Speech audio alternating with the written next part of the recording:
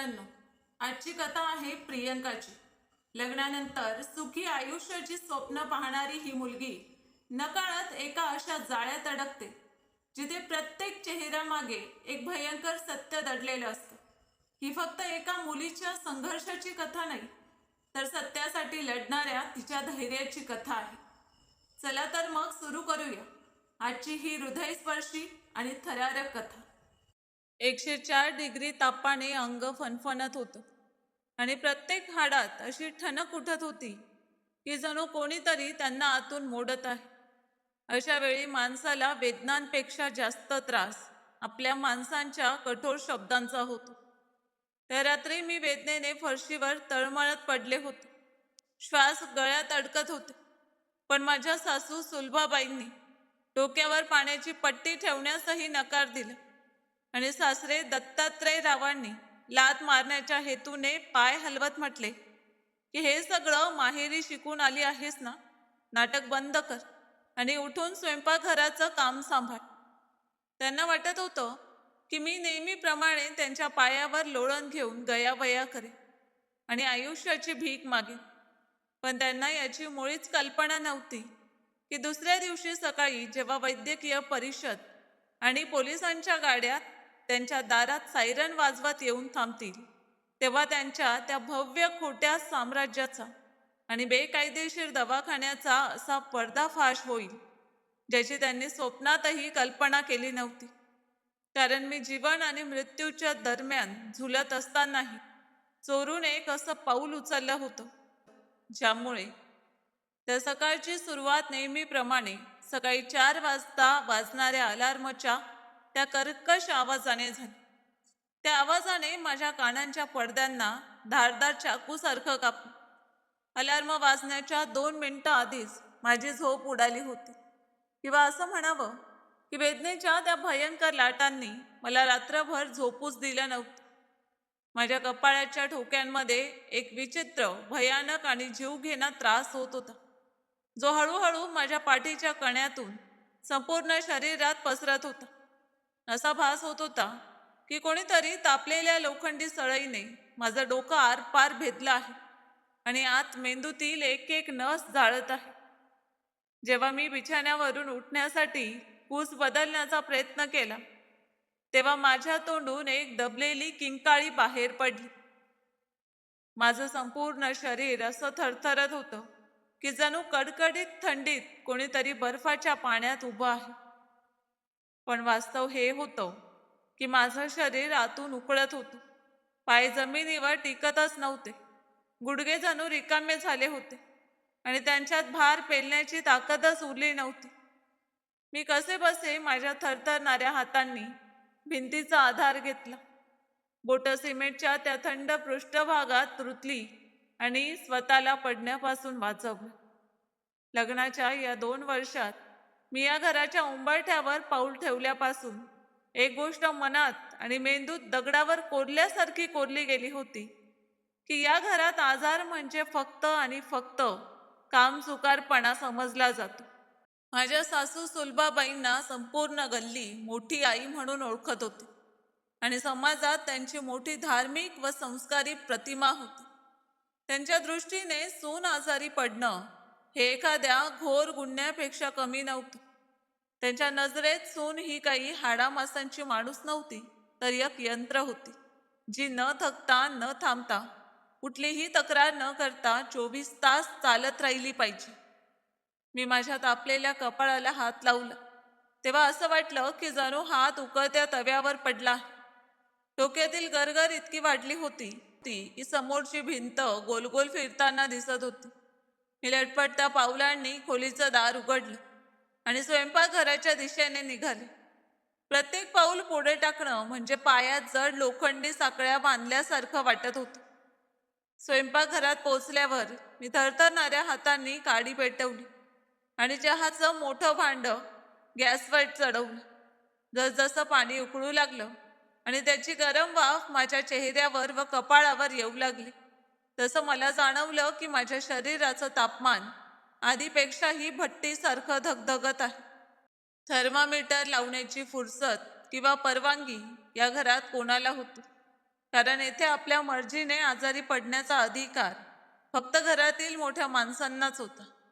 पण कोणत्याही उपकरणाशिवायही स्पर्श केल्यावर स्पष्ट कळत होतं की ताप त्याच्या कमाल मर्यादेपलीकडे गेला आहे. कदाचित 104 डिग्रीपेक्षाही जास्त असेल. स्वयंपाकघरातील छोट्या खिडकीतून बाहेरचं दृश्य पूर्णपणे शांत होतं. अंधार हळूहळू विरघळत होता आणि सकाळच्या पहिल्या फिक्कट निळ्या प्रकाशाने आकाशात पसरायला सुरुवात केली होती. हे एक छोटंसं गाव होतं. येथे सकाळच्या या गाढ शांततेत दूरवर एखाद्या मंदिरातून येणारे भजनांचे मंद स्वर आणि सुनसान रस्त्यावर भटकणाऱ्या मोकाट कुत्र्यांचं अधूनमधून ऐकू येणारं भुंकणं एवढंच ऐकू येत होतं. या शांततेत घरातील सर्वात मोठ्या आणि मुख्य खोलीतून एक जड आणि खरखरीत खोकल्याचा आवाज झाला. तो आवाज ऐकताच माझ्या हृदयाची धडधड वाढली. ते माझे सासरे दत्तात्रय राव होते, जे स्वतःला या संपूर्ण परिसरातील सर्वात मोठे, सर्वात अनुभवी आणि चमत्कारी डॉक्टर म्हणवत होते. दत्तात्रयराव पाटील या नावापुढे मोठ्या अक्षरात डॉक्टर लिहिलेलं होतं. संपूर्ण गाव आणि आसपासच्या डझनभर खेड्यांमध्ये त्यांची ख्याती पसरली होती. लोक त्यांना देवासारखं मानत होते. त्यांच्या पायाची धूळ डोक्यावर घेत होते, कारण त्यांचा विश्वास होता की डॉक्टर साहेबांनी दिलेल्या रंगीबेरंगी गोळ्या, औषधं आणि पुड्यांमुळे वर्षानुवर्षांची वेदना आणि जुनी जुनी आजारपण काही क्षणात नाहीशी होतात. लोक दूर दूरवरून आपली कष्टाची कमाई घेऊन त्यांच्याकडे येत होते, कारण त्यांना वाटत होतं की डॉक्टर साहेबांनी एकदा हात लावला की रुग्ण नक्की बरा होईल. पण त्या भव्य घराच्या आत दडलेलं काळं आणि भयानक सत्य फक्त मलाच माहीत होतं, किंवा कदाचित माझ्या फुटक्या नशिबालाच, ज्याला या नरकात ढकललं गेलं होतं. चहा पूर्णपणे उकळला होता. मी भांडं कपड्याने पकडलं, पण अशक्तपणामुळे माझे हात इतके थरथरत होते की थोडासा गरम चहा माझ्या पायाच्या अंगठ्यावर सांडला. त्या असह्य जळजळीने मी आतून हादरून गेले, पण मी ओठ दाताखाली घट्ट दाबून धरले, जेणेकरून तोंडातून कोणताही आवाज बाहेर पडू नये. आवाज बाहेर पडला तर सकाळीच नव्याने भांडण उभं राहिलं असतं. चहा गाळून जेव्हा मी तो त्यांच्या भव्य खोलीत घेऊन गेले, तेव्हा माझी बोटं इतकी जोरात थरथरत होती की चहाचा कप खाली ठेवलेल्या बशीला धडकून खटखट असा विचित्र लयबद्ध आवाज करत होता. सासरे आराम खुर्चीत बसले होते आणि त्यांच्या हातात सकाळचं वृत्तपत्र होतं. जेव्हा मी खोलीत प्रवेश केला तेव्हा त्यांनी वृत्तपत्रातून नजर वर केली आणि सरळ माझ्या चेहऱ्यावर रोखली. त्यांच्या त्या खोल, संशयी आणि थंड नजरा सरळ माझ्या आत्म्यालाच भेदत असल्यासारख्या वाटत होत्या. त्या नजरेत वडिलांसारखी कोणतीही माया नव्हती, तर एक असा कपटीपणा होता जो नेहमी समोरच्याच्या कमकुवतपणाचा शोध घेत असे. त्यांनी काहीही न बोलता माझ्या हातातून चहाचा कप घेतला, बशीची खटखट ऐकली आणि आपल्या जड आवाजात म्हणाले की हात का थरथरत आहेत तुझे? सकाळी सकाळी हा कसला अपशकुन सुरू केलायस? माहेरी चहा देण्याची हीच पद्धत शिकवली आहे का? त्यांचे हे बोलणे ऐकून माझा गळा कोरडा पडला. मी कोरडी पडलेली जीभ ओठांवर फिरवली आणि अतिशय हळू रडवेल्या आवाजात म्हणाले की बाबा, रात्रीपासून खूप तीव्र ताप आहे. हातपाय सरळ होत नाहीत. सांध्यांमध्ये असा त्रास होतोय की जणू कोणीतरी आतून तोडत आहे. असं वाटतंय की जर मी थोडा वेळ जरी उभी राहिले तरी माझा जीव जाईल. माझं हे बोलणं पूर्णही झालं नव्हतं की खोलीच्या कोपऱ्यात सोफ्यावर बसलेल्या सासू सुलभाबाईंच्या भुवया उंचावल्या. त्यांनी हातात धरलेली चंदनाच्या मण्यांची माळ झटकन बाजूच्या टेबलावर ठेवली. चष्मा नाकावर नीट लावला आणि तिरकसपणे म्हणाल्या की बघा तर हिचे नखरे. 2 दिवस माहेरी जाऊन आली की तिथल्या ऐशो आरामाची हवा लागते. आमच्या काळात आम्ही बाळणपणाच्या दुसऱ्याच दिवशी उठून विहिरीवरून पाणी भरून आणत होतो. संपूर्ण घराण्याचे कपडे धुत होतो आणि हिला साधा हंगामी ताप आला तरी जीव जातो. बहाणे करू नकोस प्रियंका. आज शहरातून मोठे जमीनदार साहेब येणार आहेत. ते तुझ्या सासऱ्यांकडे त्यांच्या जुन्या आजाराबद्दल सल्ला घेण्यासाठी येत आहेत. त्यांच्यासोबत त्यांची 4 माणसंही असतील आणि त्यांच्यासाठी खास पदार्थ तयार करायचे आहेत. त्यांच्या त्या दगडासारख्या कठोर शब्दात मायेचा एक थेंबही नव्हता. ते शब्द नव्हते तर उकळते लाल निखारे होते, जे माझ्या मंदावत चाललेल्या श्वासांवर आणि तुटत चाललेल्या स्वाभिमानावर निर्दयीपणे फेकले जात होते.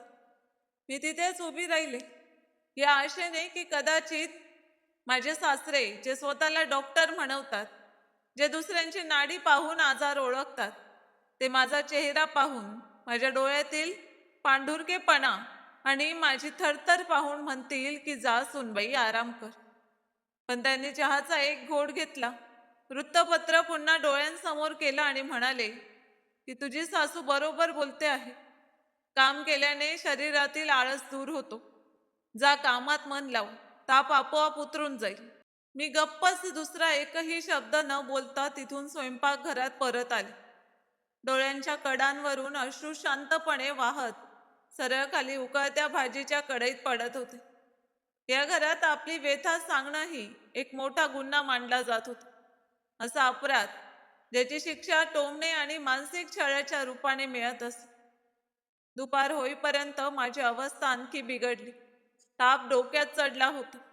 डोळ्यांसमोर आता फक्त अंधार नव्हता, तर रंगीबेरंगी डाग तरंगू लागले होते.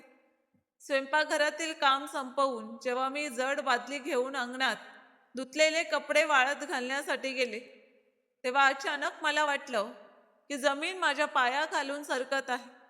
आकाश वेगाने फिरू लागले. एक भयंकर गरगर आली आणि मी कडक उन्हात सिमेंटच्या फरशीवर सरळ तोंडावर कोसळले. पडताना माझ्या गुडघ्यांना आणि उजव्या कोपऱ्याला खोल जखम झाली. तिथली कातडी सोलली गेली आणि रक्त वेगाने वाहत फरशीवर पसरू लागले. पण त्या असह्य शारीरिक वेदनेपेक्षा कितीतरी मोठी आणि खोल वेदना म्हणजे मानसिक छळ होता, जो मला त्या पडलेल्या अवस्थेत सहन करावा लागत होता.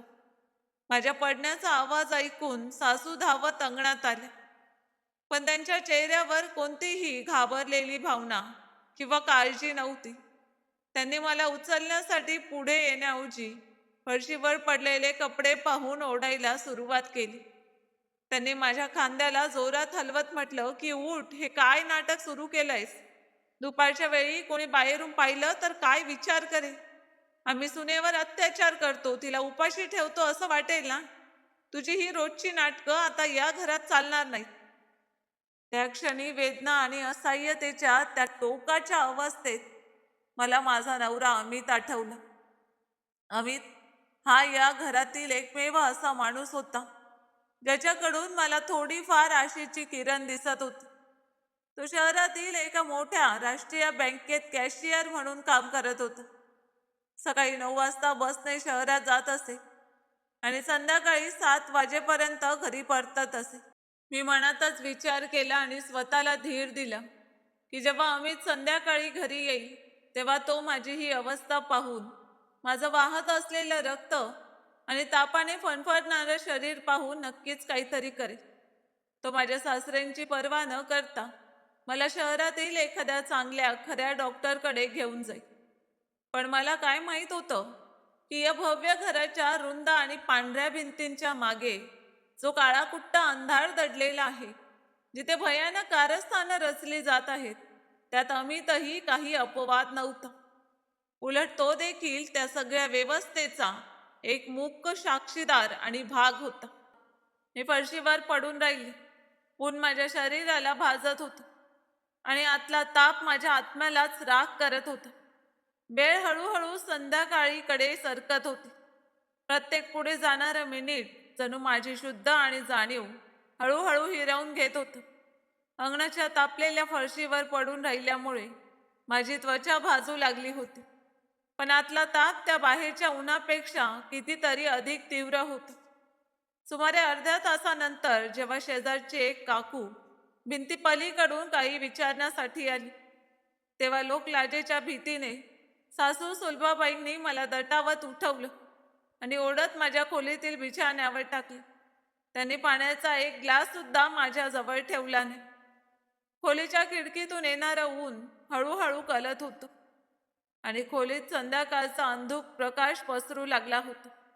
माझे डोळे वारंवार मिटत होते, पण मन घाबरत होतं की रात्र झाली तर काय होईल. शरीराचं तापमान कमी होण्याचं नावच घेत नव्हतं. मला वाटत होतं की जर आज रात्री मला योग्य उपचार मिळाले नाहीत तर माझे श्वास कायमचे थांबतील. लग्नाच्या या 2 वर्षातील साऱ्या कडू आठवणी माझ्या डोळ्यांसमोर एखाद्या चित्रपटाप्रमाणे फिरू लागल्या. कसं मला एक चांगलं आणि सुसंस्कृत कुटुंब आहे असा भास निर्माण करून या घरात आणलं गेलं होतं, आणि नंतर हळूहळू या घराचं खरं रूप माझ्यासमोर उघडं होत गेलं होतं. बाहेर आता अंधार पूर्णपणे पसरला होता आणि गल्लीतील लाईट चालू होते. त्या छोट्या गावाच्या परिचित शांततेत मी फक्त अमितच्या मोटरसायकलच्या आवाजाची वाट पाहत होते. अमितच माझ्या जीवन आणि मृत्यूच्या दरम्यानचा एकमेव आशेचा किरण होता. प्रत्येक आवाजावर माझं हृदय धडधडू लागायचं, पण शरीराची असहाय्यता अशी होती की मी उठून खिडकीपर्यंत जाऊन पाहण्याच्या अवस्थेतही नव्हते. वेदनांच्या या पराकाष्ठेवर जिथे आत्मा आणि शरीर दोन्ही वेगळं होण्यासाठी तळमळत होते, मी फक्त माझी शेवटची आशा घट्ट धरून त्या अंधाऱ्या खोलीत वेळ सरकण्याची वाट पाहत होते. संध्याकाळचे बरोबर 7 वाजले होते तेव्हा घराच्या मुख्य लोखंडी जड दरवाजाच्या उघडण्याचा आणि अमितच्या मोटरसायकल थांबण्याचा आवाज घुमला. तो परिचित आवाज ऐकताच, जो पूर्वी माझ्या हृदयाला दिलासा आणि शांतता देत असे, आज मात्र भीती आणि आशेच्या एका विचित्र भोवऱ्यात मला अडकवत होता, ज्यातून बाहेर पडणं माझ्या हातात नव्हतं. तोपर्यंत मी माझ्या खोलीच्या थंड ओलसर फरशीवरून उठून कशीबशी भिंतीचा आधार घेत बिछाण्यावर येऊन पूर्णपणे कोसळले होते. माझं संपूर्ण शरीर त्या क्षणी धगधगत्या भट्टीसारखं तापलं होतं. डोळे पूर्णपणे जड झाले होते आणि पापण्या उचलणं सुद्धा असं वाटत होतं की जणू त्यांच्यावर कित्येक किलो वजन ठेवलं आहे. जेव्हा अमित खोलीत आला तेव्हा त्याने आपली ऑफिसची डायरी आणि बॅग नेहमीप्रमाणे टेबलावर ठेवली. त्याची नजर माझ्यावर पडताच त्याने एक थंड आणि बेफिकीर सुस्कारा सोडला. मी खूप धीर एकवटून कोरड्या पडलेल्या गळ्यातून आवाज काढत त्याचा हात पकडला. त्याचा हात स्पर्श होताच मला एका क्षणासाठी असं वाटलं की कदाचित आता मी वाचेन. कदाचित माझा नवरा मला या नरकातून बाहेर काढेल. मी रडवेल्या आवाजात डोळ्यात दाटलेले अश्रू लपवण्याचा निष्फळ प्रयत्न करत म्हणाले की अमित, मला प्लीज आत्ताच शहरातील एखाद्या सरकारी हॉस्पिटलमध्ये किंवा एखाद्या चांगल्या डॉक्टरकडे घेऊन चल. बाबांनी दिलेल्या त्या विचित्र औषधांमुळे आणि कडू पुड्यांमुळे मला आराम तर झालाच नाही, उलट माझा श्वास गुदमरतो आहे.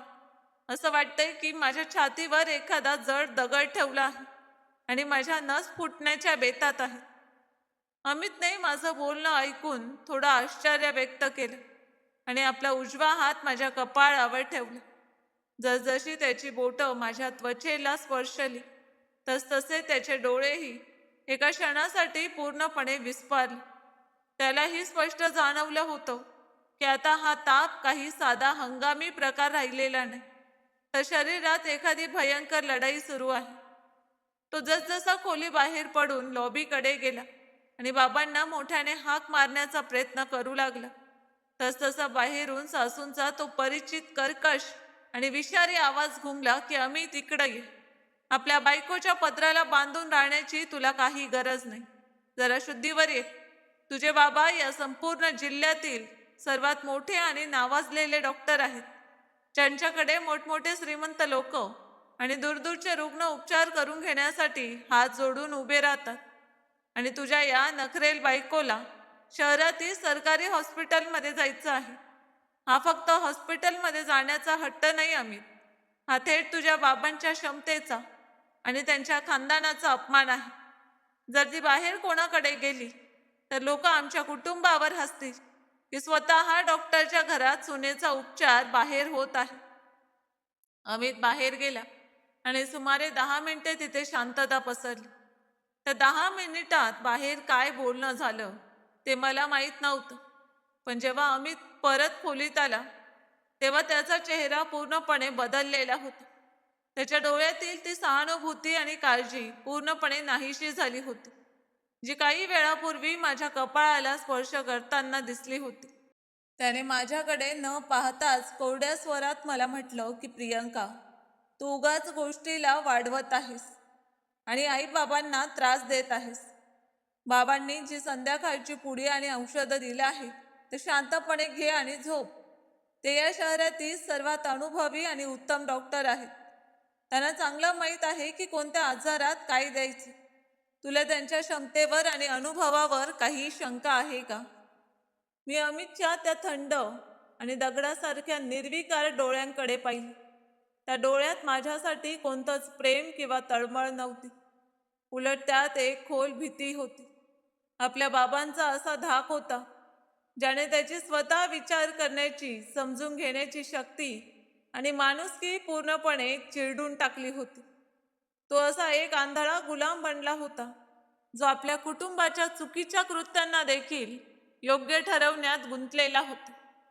त्या क्षणी मला पूर्णपणे समजलं की या विशाल आणि भव्य घराच्या 4 भिंतींच्या आत माझ्या किंकाळ्या ऐकणारं, माझ्या वेदना समजून घेणारं कोणीही नाही.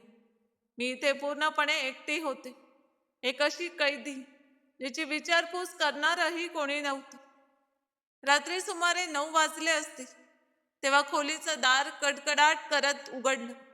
माझे सासरे म्हणजे डॉक्टर दत्तात्रयराव पाटील माझ्या खोलीत आले.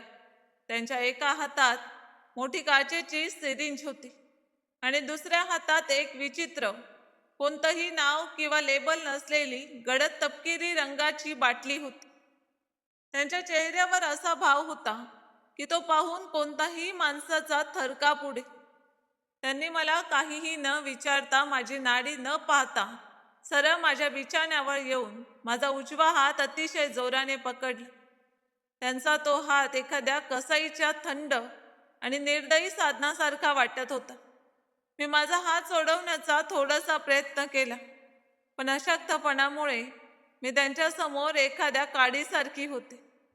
त्यांनी कोणतीही हायगाई न करता अत्यंत निर्दयीपणे ती जाड सुई माझ्या नसांमध्ये खुपसली. सुई मांस चिरत आत शिरताच माझ्या संपूर्ण शरीरात एक भयानक शहारा आणि जळजळ पसरली. त्या वेदनेची आठवण झाली तरी आजही माझ्या अंगावर काटा उभा राहतो. तो त्रास असा होता की जणू कोणीतरी थेट माझ्या नसांमध्ये उकळता आम्ल ओतलं आहे. माझं संपूर्ण शरीर तळमळून उठलं. मी माझी सगळी ताकद एकवटून किंचाळण्याचा प्रयत्न केला, पण माझे सासरे दत्तात्रयरावांनी तत्काळ आपला दुसरा जड आणि रुंद हात माझ्या तोंडावर ठेवला. त्यांनी माझं तोंड इतक्या जोराने दाबलं की माझा श्वास गुदमरू लागला. ते माझ्या कानाजवळ झुकले आणि अतिशय हळू, फुसफुसत्या आणि भयावह आवाजात म्हणाले की गप्प राहा प्रियंका. इथे किंचाळण्याची आणि तमाशा करण्याची काही गरज नाही. या घराचा आणि या परिसराचा डॉक्टर मी आहे. हे औषध तुला कायमचं शांत करेल. माझा अर्थ असा की तुझं हे जास्त चालणारं डोकं आणि हा ताप कायमचा उतरवेल. शांतपणे पडून राहा, नाहीतर परिणाम चांगला होणार नाही. त्यांनी जसजसा हात माझ्या तोंडावरून काढला तसतशी मी धापा टाकू लागली. त्या विचित्र आणि नाव नसलेल्या औषधाने शरीरात शिरताच काही मिनिटातच माझी विचार करण्याची आणि समजून घेण्याची क्षमता क्षीण होऊ लागली. मला असं वाटू लागलं की मी एखाद्या अतिशय खोल, अंधाऱ्या आणि थंड विहिरीत सतत खाली कोसळत आहे. खोली वेगाने फिरू लागली. छतावरील लाकडी तुळ्या आणि पंखा एकमेकांवर आदळत असल्यासारखे वाटू लागले. माझी जीभ पूर्णपणे बधीर झाली होती. हातपाय हलवणं तर दूरच, मी बोट देखील हलवण्याच्या अवस्थेत नव्हते. पण त्या अर्धबेशुद्ध आणि असह्य अवस्थेतही माझे कान पूर्णपणे जागे होते. बाहेर लॉबीमध्ये माझे सासरे आणि सासू यांचे हळू पण सापासारखी फुसफुस ऐकू येत होती, जी उघड्या खिडकीतून माझ्या कानांपर्यंत पोचत होती. माझे सासरे अतिशय गंभीर आणि चिंताग्रस्त आवाजात म्हणत होते की या प्रियंकाचं आजारपण जर बाहेर एखाद्या मोठ्या किंवा सरकारी हॉस्पिटलमध्ये डॉक्टरांपर्यंत पोचलं तर आपली वर्षानुवर्ष उभी केलेली प्रतिष्ठा आणि सगळं गुपित एका क्षणात उघडं होईल. हिचा ब्लड टेस्ट रिपोर्ट जर एखाद्या खऱ्या आणि मान्यताप्राप्त पॅथॉलॉजी लॅबमध्ये गेला तर ते डॉक्टर लगेच ओळखतील की आपण जी औषधं देत आहोत ती प्रत्यक्षात माणसांसाठी नाहीत आणि सरकारने पूर्णपणे बंद केलेली आहेत. ती औषधं माणसांच्या शरीरासाठी हळूहळू काम करणाऱ्या विष आहेत. सासू सुलभाबाईंनी त्यांच्या बोलण्याला दुजोरा देत म्हटलं की हो, तुम्ही अगदी बरोबर बोलत आहात. शिवाय ही मुलगी फार शहाणी बनते. लग्न करून आल्यापासून प्रत्येक गोष्टीवर प्रश्न विचारते. गोदामाकडे टक लावून पाहत राहते. हिला याच औषधाच्या जोरावर दाबून आणि बेशुद्ध करून ठेवावं लागेल. नाहीतर आपलं हे कोट्यवधींचं क्लिनिक आणि सगळा धंदा एका दिवसात सील होईल आणि आपण सगळे तुरुंगाच्या गजाआड जाऊ. हे भयानक सत्य ऐकताच माझं शरीर जरी पूर्णपणे सुन्न आणि निर्जीव पडलेलं होतं तरी माझा मेंदू त्या घनदाट अंधारातही विजेसारखा चमकला. कोट्यवधींचं क्लिनिक, बनावट आणि बंदी घातलेली औषधं, खऱ्या पॅथॉलॉजीची भीती, याचा अर्थ अगदी स्पष्ट आणि आरशासारखा स्वच्छ होता की ज्याला संपूर्ण गावातील हजारो गरीब आणि साधेभोळे लोक देवासारखं पूजत होते तो प्रत्यक्षात एक नर पिशाच होता. एक असा यमराज होता जो लोकांच्या विश्वासाचा खून करून त्यांच्या आयुष्यांशी खेळत होता. मला अचानक गेलेल्या काही महिन्यातील अनेक गोष्टी एकमेकांशी जोडल्या गेल्यासारख्या वाटल्या. मला आठवलं की प्रत्येक महिन्याच्या अमावस्येला किंवा काळोख्या रात्री आमच्या घराच्या मागच्या बाजूला असलेल्या त्या ओसाड गोदामात मोठमोठ्या ट्रकमधून औषधांचे जड खोके उतरवले जात होते. त्यानंतर रात्री उशिरापर्यंत बसून माझे सासरे आणि अमित स्वतः त्या औषधांवरील लेबल काढून टाकत आणि त्यावर स्वतःच्या नावाची बनावट स्टिकर चिटकवत असत. मला ते भयानक दृश्यही आठवलं की काही दिवसांपूर्वी एक अत्यंत गरीब आणि हतबल मजुराचा एकुलता एक 7 वर्षांचा मुलगा बाबांनी दिलेली ती रंगेबिरंगी औषधं घेतल्यानंतर अचानक तडफडत मरण पावला होता आणि बाबांनी आपल्या मोठ्या ओळखी आणि प्रभावाच्या जोरावर त्याला हृदयविकाराचा झटका आल्याचं सांगितलं होतं. त्या गरीब माणसाला काही पैसे देऊन त्यांनी ते प्रकरण कायमचं मिटवलं होतं. त्या रात्री त्या असह्य वेदनांनी तापलेल्या शरीरासह फरशीवर पडून असताना माझ्या मिटलेल्या डोळ्यांच्या कडांमधून जे गरम अश्रू वाहत होते ते आता असह्यतेचे किंवा लाचारीचे नव्हते. ते त्या भयानक, घृणास्पद आणि आत्मा हादरवून टाकणाऱ्या सत्याचे प्रत्यक्ष साक्षीदार होते जे मी आत्ताच माझ्या स्वतःच्या कानांनी ऐकलं होतं. मला पूर्णपणे समजलं होतं की ही लढाई आता फक्त माझ्या आजारपणाची किंवा माझ्या हक्कांची राहिलेली नव्हती. ती हजारो निरपराध लोकांच्या आयुष्यांची लढाई होती जे रोज या डॉक्टरांच्या खोट्या प्रतिमेवर विश्वास ठेवून मृत्यूच्या दाराजवळ पोचत होते. मला माहित होतं की जर मी आज या भीतीसमोर हार मांडली, जर मी आज या बेशुद्धीच्या जाळ्यातून स्वतःला बाहेर काढून पुन्हा शुद्धीवर आले नाही तर उद्याचा सूर्योदय पाहणं कदाचित माझ्या नशिबातच नसेल आणि माझी कहाणी देखील या अंधाऱ्या खोलीत कायमची गाडली जाईल.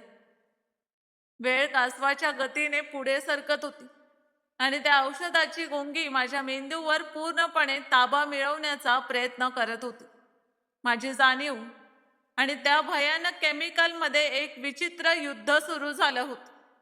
एका बाजूला माझ्या सासऱ्यांनी दिलेलं ते जीवघेणं इंजेक्शन होतं जे मला एका अतिगाढ आणि अंतहीन झोपेत ढकलण्याचा प्रयत्न करत होतं, तर दुसऱ्या बाजूला माझं जागृत अंतरात्मा होतं जे किंचाळून मला सांगत होतं की प्रियंका उठ, तुला जगायचं आहे, तुला या निरपराध लोकांसाठी लढायचं आहे.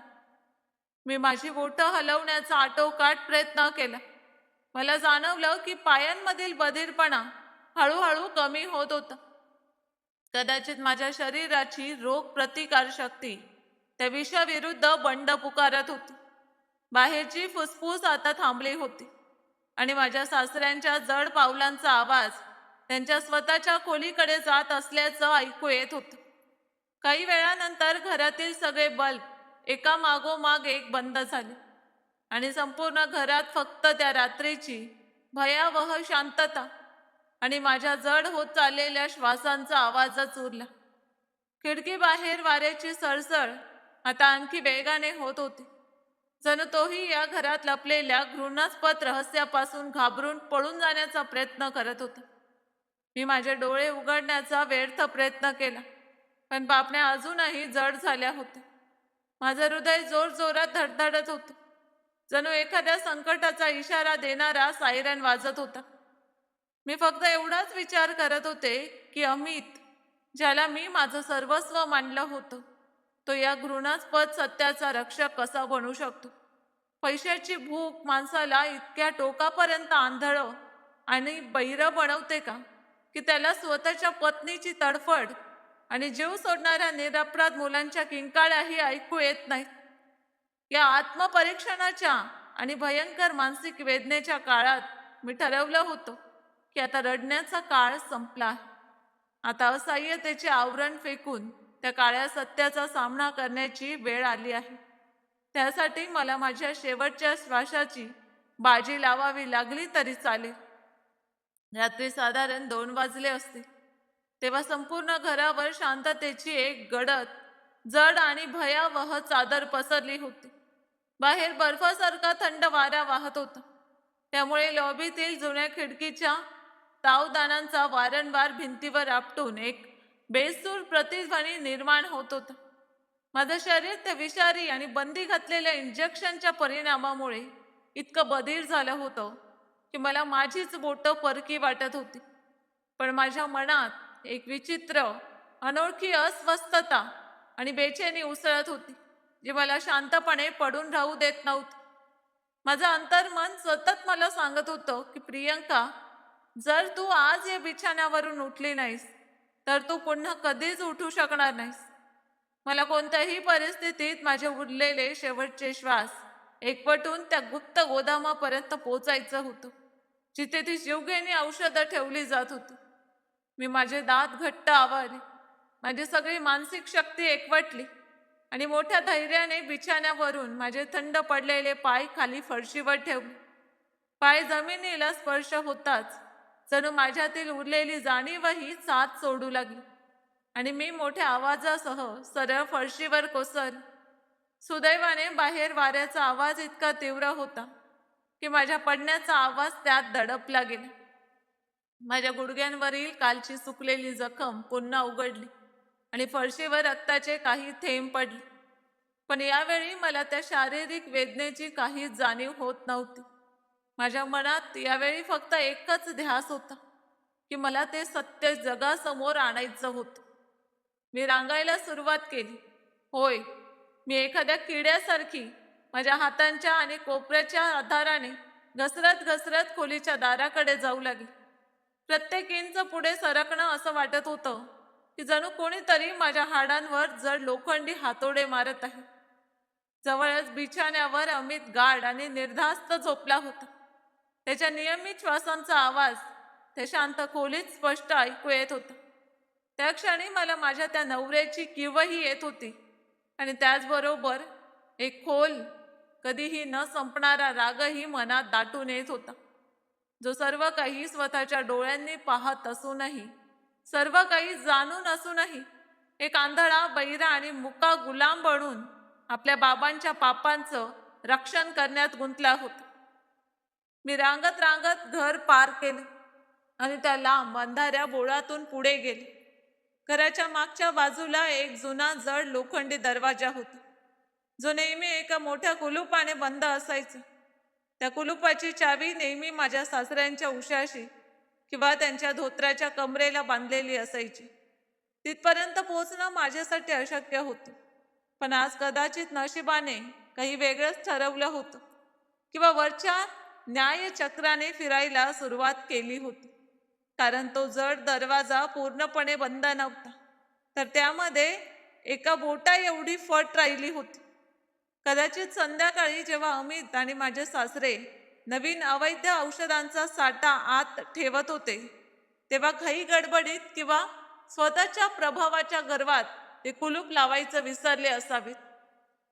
मी माझ्या थरथरणाऱ्या, आणि थंड पडलेल्या हातांनी त्या जड लोखंडी दरवाजाला हळूच ढकललं. दरवाजा उघडताच एक तीव्र श्वास गुदमरवणारा आणि असह्य वास माझ्या नाकातून सरळ फुफ्फुसांपर्यंत पोचला. एका क्षणासाठी मला वाटलं की मी तिथेच बेशुद्ध पडेन. हवेत एका विचित्र दाट केमिकलचा वास भरून राहिला होता. त्यामुळे माझे डोळे जळू लागले आणि श्वास घेणं सुद्धा कठीण होऊन बसलं होतं. मी माझ्या थरथरणाऱ्या बोटांनी नाईटीच्या खिशात ठेवलेला मोबाईल काढला आणि त्यातील प्रकाशाची ती पातळ पिवळी किरण जशी त्या विशाल गोदामातील लाकडी खोके आणि पुठ्ठ्यांच्या डब्यांवर पडली तसतसे माझे भान हरपले आणि माझ्या तोंडातून किंकाळी बाहेर पडता पडता राहिली. तिथे फरशीपासून छतापर्यंत शेकडो अशा कुप्या आणि बाटल्या रचलेल्या होत्या, ज्यांच्यावर स्पष्ट इंग्रजी अक्षरात नॉट फॉर ह्युमन यूज असं लिहिलेलं होतं, म्हणजे माणसांच्या वापरासाठी पूर्णपणे निषिद्ध. तसेच अनेक डब्यांवर लाल शाईने बँडचे मोठे शिक्के मारलेले होते.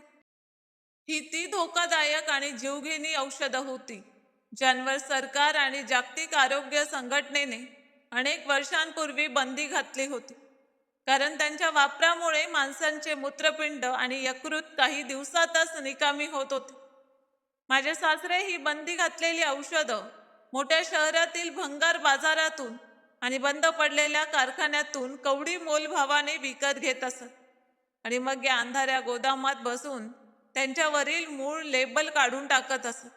त्यानंतर ते आपल्या बनावट कंपनीची चमकदार आणि आकर्षक स्टिकर त्यावर चिटकवत आणि साध्या अशिक्षित ग्रामीण लोकांना ती महागड्या रामबाण उपचाराच्या नावाखाली विकत असत. ते लोकांचा उपचार करत नव्हते, ते कोणतेही देव नव्हते. उलट ते त्या निरपराध लोकांना रोज आपल्या पुड्यांमधून हळूहळू विष देत होते, जेणेकरून रुग्णांचे आजार कधीच पूर्ण बरे होऊ नये आणि ते वारंवार प्रत्येक आठवड्याला त्यांच्या दारात आपली कष्टाची कमाई घेऊन येत राहावे. तेवढ्यात माझी नजर कोपऱ्यात ठेवलेल्या एका लोखंडी कपाटावर पडली. ते उघडच होते. त्यामध्ये काळ्या रंगाच्या लेदर बाइंडिंगची एक जाड डायरी ठेवलेली होती. मी थरथरणाऱ्या हाताने ती डायरी बाहेर काढली आणि जसजशी तिची पानं उलटू लागली तसतसं माझ्या डोळ्यांसमोर जणू संपूर्ण जग फिरू लागलं. ती काही साधी डायरी नव्हती, तर या संपूर्ण जिल्ह्यातील भ्रष्टाचाराचा जिवंत पुरावा होता, जी पाहून कोणाच्याही अंगावर शहारे येते. त्या डायरीत या भागातील मोठमोठे प्रशासकीय अधिकारी, ड्रग इन्स्पेक्टर, स्थानिक पोलीस ठाण्यांचे प्रभारी अधिकारी आणि काही प्रभावशाली पांढरपेशा नेत्यांची नावं स्पष्टपणे लिहिलेली होती. त्या नावांसमोर प्रत्येक महिन्याला दिल्या जाणाऱ्या लाखो रुपयांच्या लाचेच्या रकमा नोंदवलेल्या होत्या. त्यात याचाही तपशील होता की कोणत्या तारखेला कोणत्या अधिकाऱ्याला किती पैसे दिले गेले, जेणेकरून या अवैध धंद्याकडे कोणी डोळे वर करूनही पाहू नये. माझा संपूर्ण आत्माच या घृणास्पद सत्याने हादरून गेला. ही फक्त एका बनावट डॉक्टरची कथा नव्हती, हे तर एक प्रचंड जाळं होतं. एक संपूर्ण व्यवस्था होती जी निरपराध आणि गरीब लोकांच्या मृत्यूवर जगत होती, जी त्यांच्या चितांच्या आगीत आपली तिजोरी भरत होती. मला समजलं की या क्लिनिक विरुद्ध केलेली एकही तक्रार कधीच काय यशस्वी होत नव्हती. मी एक क्षणही वाया न घालवता माझ्या मोबाईलचा कॅमेरा सुरू केला आणि त्या सर्व प्रतिबंधित बाटल्यांवरील बँड लेबलांचे तसेच त्या काळ्या डायरीच्या प्रत्येक पानाचे अतिशय स्पष्ट फोटो काढायला सुरुवात केली. तापाच्या तीव्र झटक्यामुळे माझे हात इतके थरथरत होते की अनेकदा फोटो धुसर येत होते, पण मी हार मानली नाही. मी वारंवार फोकस नीट करून फोटो काढत राहिले. मला चांगलंच माहीत होतं की ही रात्र या घरातली माझी शेवटची रात्रही ठरू शकते. जर माझे सासरे किंवा अमित यांपैकी कोणीही जागे झाले आणि त्यांनी मला इथे पाहिलं, तर ते मला जिवंतपणे या गोदामाच्या एखाद्या कोपऱ्यात गाडून टाकतील आणि जगाला त्याचा कधीच पत्ता लागणार नाही. सर्व आवश्यक फोटो आणि व्हिडिओ काढून झाल्यावर मी ते सर्व पुरावे एकत्र केले आणि माझ्या एका अत्यंत जुन्या व विश्वासू मित्राला ईमेल केला. तो राज्यातील एका मोठ्या आणि प्रतिष्ठित वृत्तपत्रात शोध पत्रकार म्हणून काम करत होता. त्या ईमेल सोबत मी एक छोटासा व्हॉइस नोटही रेकॉर्ड करून पाठवलं. त्यात मी माझ्या तुटत चाललेल्या श्वासांमध्ये म्हटलं होतं की रोहित, जर उद्या दुपारी 12 वाजेपर्यंत माझा फोन लागला नाही किंवा माझ्याशी संपर्क झाला नाही तर समज की तुझी ही मैत्रीण आता या जगात नाही. हे सर्व पुरावे आणि या जिल्ह्यातील या घोटाळ्याशी संबंधित फोटो थेट राज्याच्या वैद्यकीय परिषदेच्या मुख्य सतर्कता विभागापर्यंत आणि मानवाधिकार आयोगापर्यंत पोहोचव. हा या देशातील हजारो गरिबांच्या जीवाचा प्रश्न आहे. ईमेल पाठवल्याचं ते छोटंसं चिन्ह स्क्रीनवर चमकताच मला वाटलं की माझ्या उरलेल्या आयुष्याला एक नवं ध्येय मिळालं आहे. मी कसे बसे त्याच रांगत जाणाऱ्या अवस्थेत भिंतीचा आधार घेत पुन्हा माझ्या अंधाऱ्या खोलीत आले आणि बिछाण्यावर कोसळले. बिछाण्यावर पडताच मी अशा एका भयावह अंधारात हरवून गेले जिथे फक्त वेदना होत्या आणि शुद्धीवर राहण्याची कोणतीही शक्यता उरली नव्हती. जाणीव हरवण्यापूर्वी मला वाटलं की कदाचित माझा हा प्रयत्न व्यर्थ जाणार नाही. ते अंधारलेलं गोदाम फक्त एक खोली नव्हतं, तर तो एक कत्तलखाना होता ज्याला डॉक्टरकीचं नाव दिलं गेलं होतं. रांगत परत येताना जेव्हा माझ्या बांगड्या पुन्हा एकमेकांवर आपटल्या तेव्हा मला वाटलं होतं की ही मृत्यूची चाहूल आहे, पण ती तर आयुष्याच्या नव्या सुरुवातीची अस्वस्थ चाहूल होती. त्या डायरीच्या प्रत्येक पानावर लिहिलेले शब्द माझ्या डोळ्यांसमोर तरंगत होते. समाजाचे रक्षकच भक्षक बनले होते. रांगत परत येताना प्रत्येक क्षणी मला असं वाटत होतं की माझे सासरे हातात काचेची सिरिंज घेऊन समोर उभे असते, पण त्या घनघोर शांततेत देवाने माझी साथ दिली. आता जेव्हा मी बिछाण्यावर पडले होते तेव्हा माझं हृदय हातोड्यासारखं धडधडत होतं. श्वासांची गती इतकी वाढली होती की माझी छाती सतत वर खाली होत होती. अमितने कूस बदलल्याचा आवाज आला तेव्हा मी तत्काळ डोळे मिटले आणि श्वासांवर नियंत्रण मिळवण्याचा प्रयत्न केला. ते काही क्षण माझ्यासाठी कोणत्याही भयावह दृश्यापेक्षा कमी नव्हते. त्याने झोपेतच एक हात माझ्यावर ठेवला. त्याचा तो स्पर्श मला एखाद्या जड दगडासारखा वाटला. मला भीती वाटत होती की कदाचित तो माझ्या हृदयाची ही भयंकर धडधड ओळखे, पण तो गाढ झोपेत होता आणि काही क्षणातच त्याचे श्वास पुन्हा नेहमीसारखे झाले.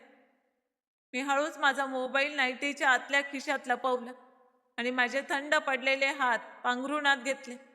ताप पुन्हा वाढू लागला होता, पण माझा मेंदू पूर्णपणे जागा आणि सतर्क होता. मी मनातच त्या सकाळची कल्पना करू लागली जेव्हा सत्याचा सूर्य उगवेल आणि या भिंतींमागे लपलेली सगळी पापं उघडी पडतील.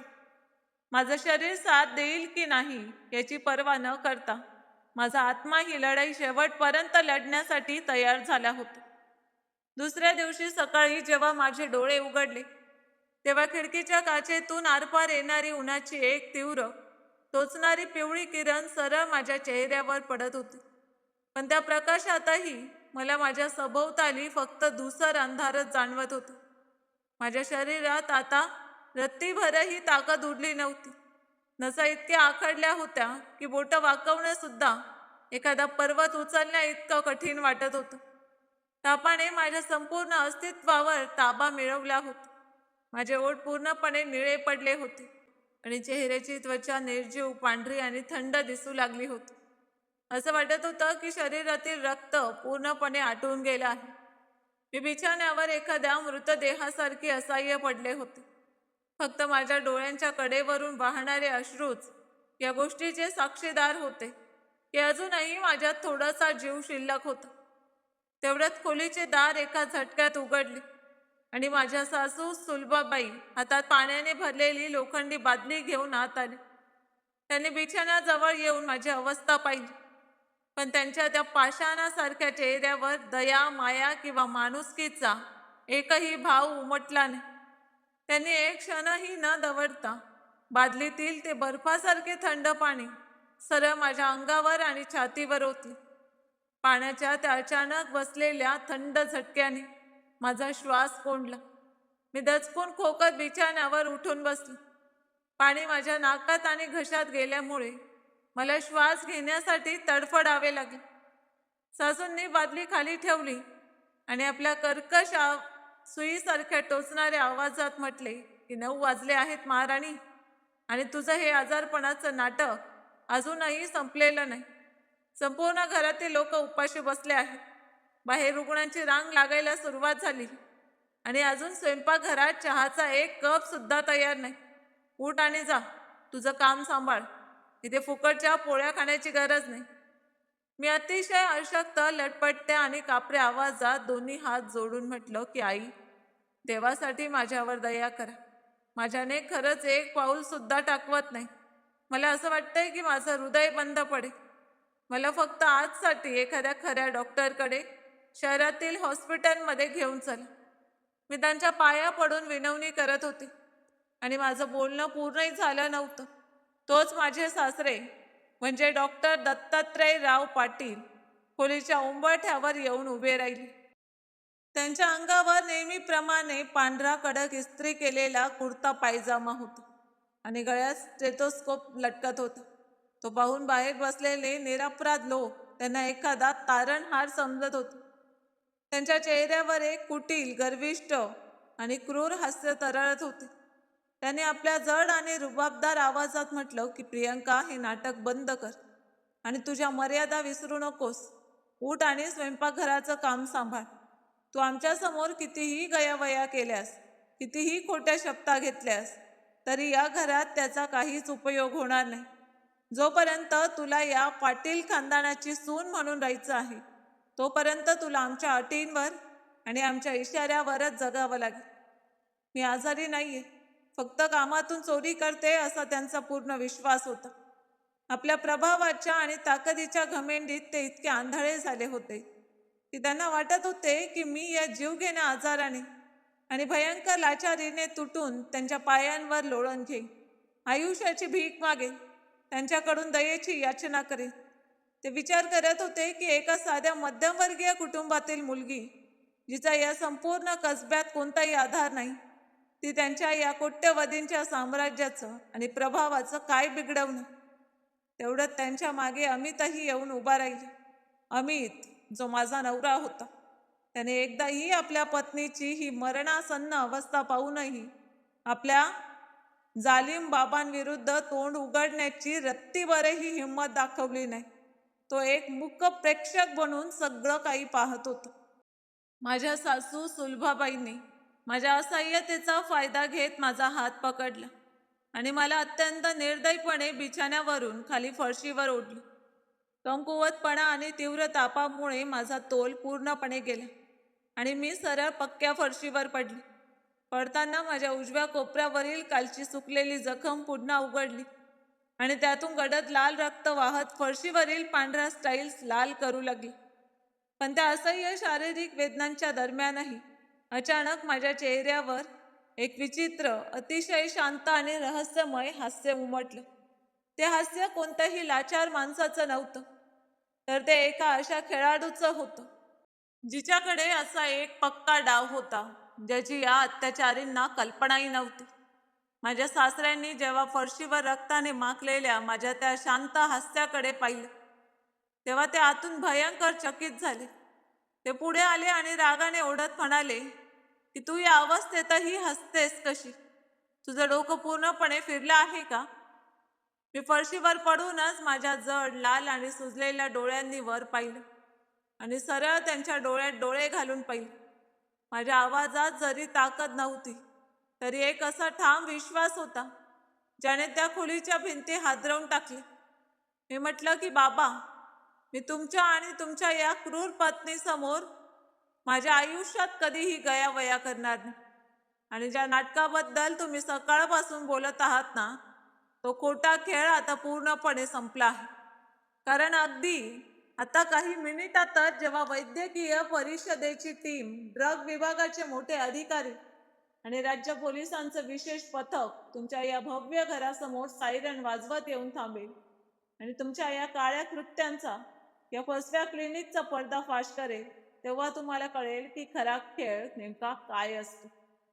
सासऱ्यांनी माझं हे बोलणं ऐकलं तेव्हा ते एक क्षण स्तब्ध झाले, पण पुढच्या क्षणी त्यांनी संपूर्ण खोलीत दणाणून सोडली असं कुटील हास्य केलं.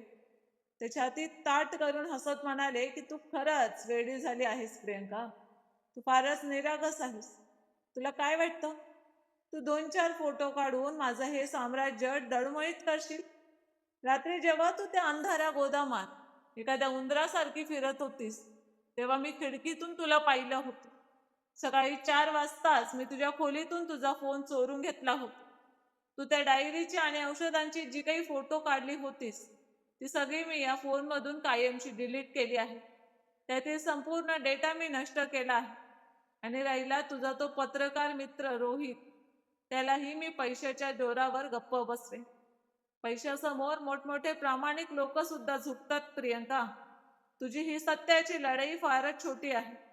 आता या घरातून तुझी जिवंत सुटका होणं अशक्य आहे.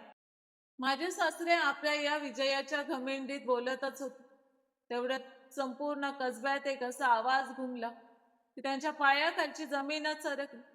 तो एक नव्हे, 2 नव्हे, तर किमान 5 पोलीस गाड्या आणि सरकारी रुग्णवाहिकांच्या सायरनचा एकत्रित आवाज होता, जो प्रचंड वेगाने आमच्या घराकडेच येत होता. माझ्या सासऱ्यांच्या चेहऱ्याचा रंग एका क्षणात उडाला. त्यांच्या हातातून माझा फोन निसटून फरशीवर पडला. बाहेर अचानक प्रचंड आरडाओरडा आणि गोंधळ सुरू झाला. घराचा मुख्य दार तोडण्याचे आवाजही येऊ लागले. कोणी आपल्या जागेवरून हलायचं नाही. राज्य सतर्कता विभाग आणि वैद्यकीय परिषदची छापेमारी सुरू आहे. हा आवाज एखाद्या साध्या पोलीस अधिकाऱ्याचा नव्हता, तर राज्याच्या आरोग्य विभागातील सतर्कता प्रमुखांचा कडक आणि अधिकारपूर्ण आवाज होता. खोलीचं दार झटक्यात उघडलं. समोर डझनभर पोलीस, ड्रग इन्स्पेक्टर आणि वैद्यकीय परिषदेचे अधिकारी उभे होते. त्यांच्यासोबत एक महिला पोलीस अधिकारीही होती. तिने तत्काळ पुढे येऊन मला आपल्या आधाराने सावरलं. माझे सासरे मागे सरकत आपल्या आवाजात म्हणाले की तुम्ही लोक वॉरंटशिवाय माझ्या घरात कसे घुसू शकता? मी या परिसरातील एक प्रतिष्ठित डॉक्टर आहे. मोठमोठे नेते माझ्या खिशात आहेत. तेवढ्यात त्या गर्दीच्या मागून माझा तोच पत्रकार मित्र रोहित समोर आला. त्याच्या हातात एक मोठा कॅमेरा आणि माईक होता. त्याच्यासोबत वैद्यकीय परिषदेचे प्रमुखही होते. प्रमुखांनी माझ्या सासऱ्यांकडे रोखून पाहिलं आणि म्हणाले की दत्तात्रयराव पाटील, तुमचा खेळ आणि तुमचा हा प्रभाव आता पूर्णपणे संपला आहे. पाटील, तुम्ही ज्याला फोन समजत होता तो तर फक्त एक बनावट फोन होता, जो प्रियंकाने मुद्दाम तुमच्या हाती लागावा म्हणून जवळ ठेवला होता, जेणेकरून तुमचं लक्ष विचलित होईल. खरा खेळ तर त्या गुप्त कॅमेऱ्याचा होता, जो प्रियंकाच्या गळ्यातील लॉकेटमध्ये लपवलेला होता. तो एक लाईव्ह स्ट्रीमिंग स्पाय कॅमेरा होता, जो थेट राज्य सतर्कता विभागाच्या नियंत्रण कक्षाशी जोडलेला होता. रात्री गोदामात तिने जे काही पाहिलं, ज्या प्रतिबंधित औषधांच्या बाटल्या पाहिल्या आणि ज्या डायरीची पानं उलटली, ते सगळं आमच्याकडे थेट रेकॉर्ड होत होतं. आणि आज सकाळपासून आत्तापर्यंत या खोलीत तुम्ही जे काही बोललात, ज्या पद्धतीने तुम्ही तुमच्या सुनेवर पाणी ओतून तिचा छळ केला, जीव घेण्याच्या धमक्या दिल्या आणि ज्या पद्धतीने तुम्ही अधिकारी तुमच्या खिशात असल्याचं कबूल केलं, ते सगळं संपूर्ण देशाने न्यूज चॅनलवर थेट पाहिलं आहे. हे ऐकताच माझ्या सासऱ्यांचे गुडघे लुळे पडले. ते त्याच फरशीवर निश्चित बसले, जिथे काही वेळापूर्वी मी रक्ताने माखलेली पडले होते. त्यांचं कोट्यवधींचं साम्राज्य, त्यांचा खोटा प्रभाव आणि त्यांची घमेंड एका क्षणात मातीमोल झाली. सासू भिंतीच्या कोपऱ्यात जाऊन भयंकर थरथर कापू लागल्या आणि रडू लागल्या. अमितला पोलिसांनी पुढे येऊन लोखंडी हातकड्या घातल्या होत्या. अमितने माझ्याकडे पाहिलं. त्याच्या डोळ्यात आता प्रचंड भय, लाज आणि पश्चाताप होता. पण आता खूप उशीर झाला होता. जेव्हा मला स्ट्रेचरवर झोपवून सरकारी रुग्णवाहिकेकडे नेलं जात होतं, तेव्हा संपूर्ण कसब्यातील हजारो लोक बाहेर जमले होते. ते लोक जे कालपर्यंत या फसव्या लोकांना देव मानत होते, आज सत्य समोर आल्यानंतर त्यांच्यावर थुंकत होते, त्यांच्यावर दगड फेकत होते आणि पोलिसांकडे त्यांना फाशी देण्याची मागणी करत होते. मी रुग्णवाहिकेच्या आतून आकाशाकडे पाहिले. हवा खूप स्वच्छ आणि आल्हाददायक वाटत होती. माझा ताप अजूनही तीव्र होता, शरीर कमकुवत होतं, पण माझ्या हृदयात जी शांतता होती, ती जगातील कोणत्याही औषधापेक्षा मोठी होती.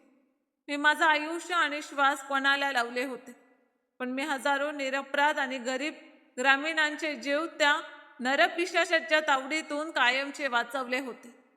रुग्णवाहिकेचा सायरन वाजताच गाडी मला एका नव्या खऱ्या हॉस्पिटलकडे घेऊन धावली आणि मागे कायमचं जमीनदोस्त झालं होतं ते कौर्य आणि खोटेपणाचं काळं साम्राज्य. माझ्या डोळ्यातून वाहणारे अश्रू आता वेदनेचे नव्हते, तर एका मोठ्या आणि ऐतिहासिक विजयाचे होते. या घटनेनंतर मला हॉस्पिटलमध्ये अनेक दिवस ठेवण्यात आले. तिथे डॉक्टरांच्या एका खऱ्या आणि समर्पित टीमने माझ्यावर उपचार केले. हळूहळू माझा ताप उतरू लागला आणि माझ्या शरीरावरील जखमा भरून येऊ लागल्या. पण माझ्या आत्म्यावर झालेल्या जखमा भरायला अजून बराच वेळ लागणार होता.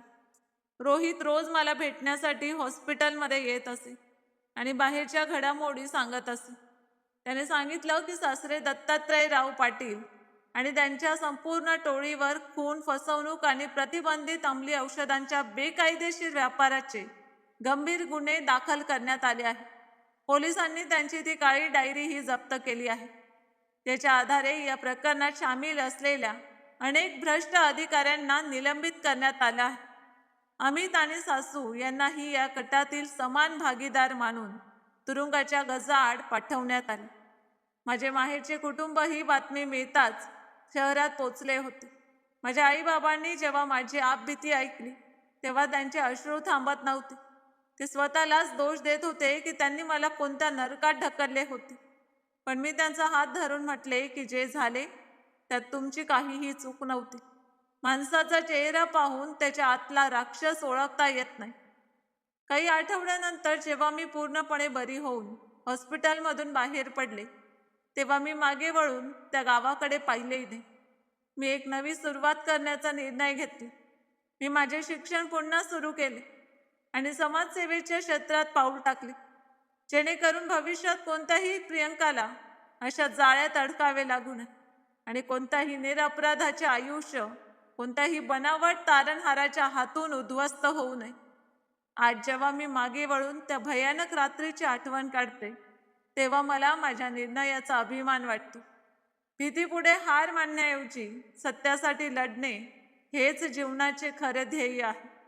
त्या रुग्णवाहिकेचा सायरन आजही माझ्या कानात न्यायाच्या हाकेसारखा घुमतो. तो मला नेहमी आठवण करून देतो की वाईट कितीही शक्तिशाली असले तरी सत्य आणि धैर्यापुढे त्याला एक दिवस गुडघे टेकावेच लागतात. या कथेतून आपल्याला एक महत्त्वाची शिकवण मिळते की सत्य कितीही दडपण्याचा प्रयत्न केला तरी ते एक ना एक दिवस जगासमोर येतेच.